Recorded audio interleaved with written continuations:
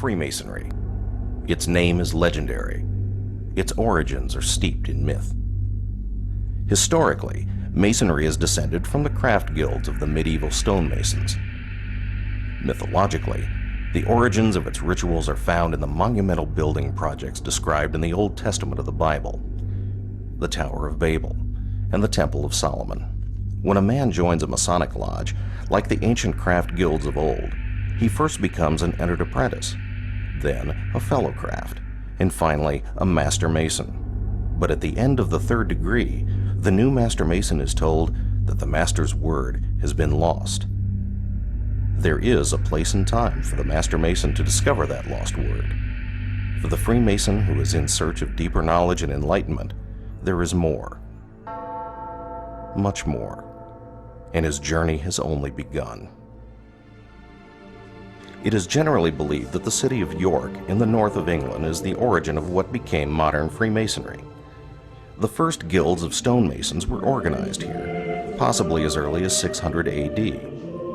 King Athelstan, Alfred the Great's grandson and the acknowledged first king of all England, chartered the first Grand Lodge of Masons at York over 1,000 years ago, in 926 AD.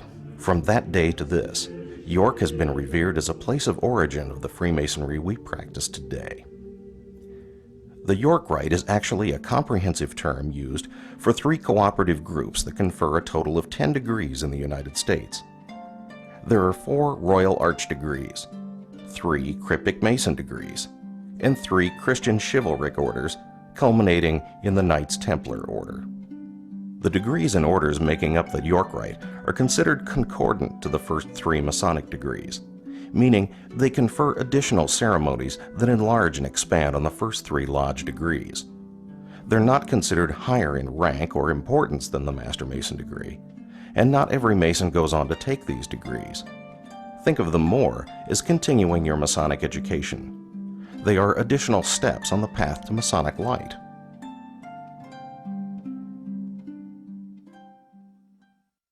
The 4 degrees of the Royal Arch are the first steps within the York Rite. Since the dawn of civilization, it has been man's desire to make his mark upon the world, to leave something lasting and permanent, for a part of him to survive long after he is gone. As societies began to construct grander and more elaborate buildings, workmen who labored long and anonymously on these structures left behind their own small signature, the tiniest record of their own individual role in raising monuments that have stood for centuries. When the great cathedrals and castles of the Middle Ages were constructed in Europe, the stonemasons who labored upon them left the same kind of record of their own workmanship behind. These tiny symbols are known as Mason's marks. This is a part of the first York Rite degree, the Mark Master, and it concerns the workmen building King Solomon's temple. The degree of Mark Master teaches the candidate the value of workmanship, honesty, and charity. Like the old stonemasons, every modern Mark Master devises his own individual Mason's mark that each chapter keeps on file in a book of marks. The Mark Master degree is followed by the Pass Master and Most Excellent Master degrees. The culmination of Royal Arch Masonry is the Royal Arch degree. Not long after the building of King Solomon's temple, Jerusalem fell into chaos. The people turned away from their ancient faith, and pagans and invaders destroyed the magnificent temple.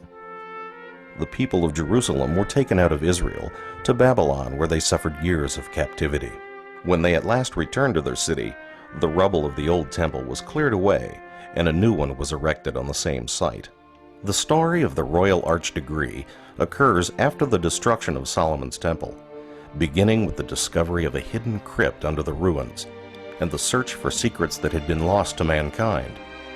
The Royal Arch Mason at last discovers the Master Mason's word, and where it was placed after the death of our Grand Master Hiram Abiff. The principal symbol of the Royal Arch is the keystone, the stone that is placed in the middle of an arch for strength and stability.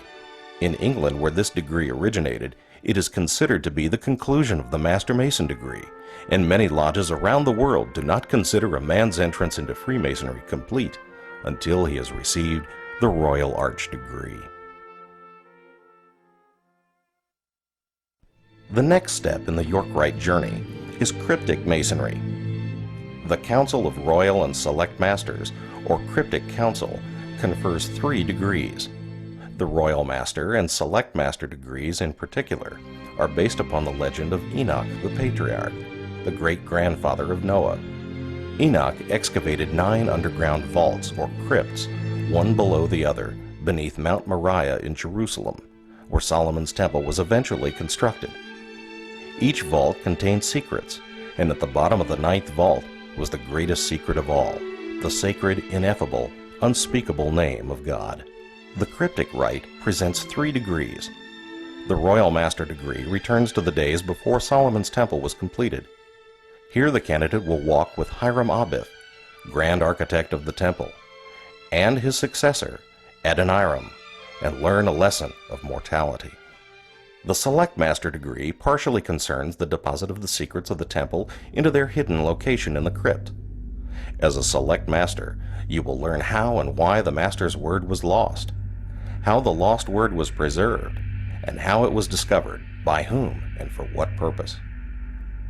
The Super Excellent Master degree concerns the period long after the destruction of Solomon's temple and the exodus of the Hebrews.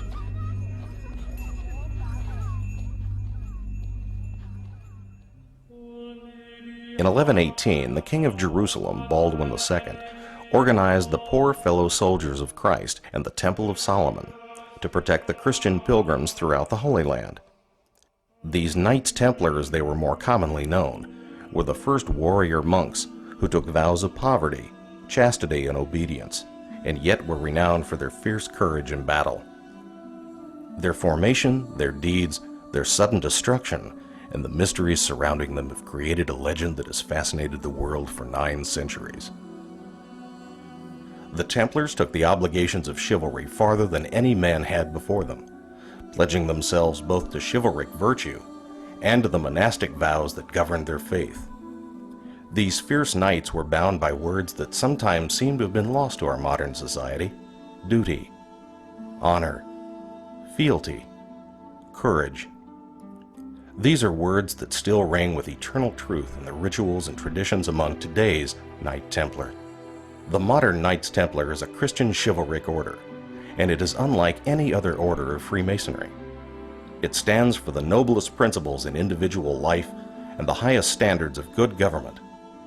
Because of their 900-year tradition and heritage, the modern Knights Templar remain defenders of the faith, just as knights of old. And it is the only branch of Freemasonry that requires a Mason to be a Christian, or to agree to defend the Christian faith. In keeping with the methods of chivalry, the Knights Templar do not confer degrees. Rather, the steps in the Templar commandery are called orders. The modern candidate is first made a Knight of the Red Cross, then a Knight of Malta, and finally dubbed a Knight Templar. Most Masons who have experienced them regard the Knight Templar order as the most personally affecting of all the rituals in Freemasonry, and it draws on centuries of ceremony and mysterious symbolism.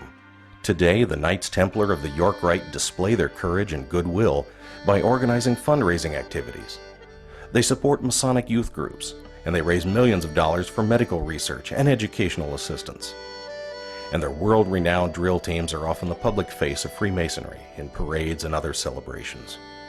The Royal Arch Chapter, the Cryptic Council, the Knights Templar Commandery, all part of the York Rite of Freemasonry.